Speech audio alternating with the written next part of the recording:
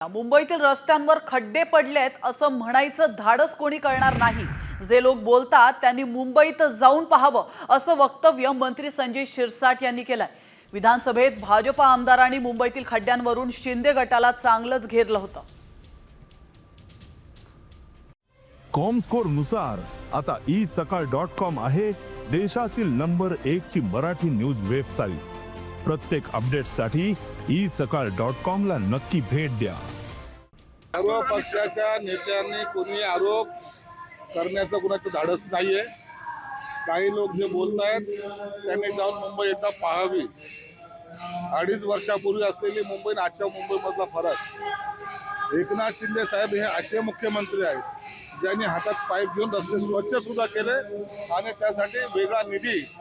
अरे डिपॉझिट कशाला ठेवताय? लोक खड्ड्यात पडतायत आणि तुम्ही डिपॉझिट सांभाळताय। पैशासाठी मुंबईचा विकास खुटता कामा नये, म्हणून शिंदे साहेबांनी जे काही केलंय त्याचे परिणाम आज आपल्याला दिसत आहेत।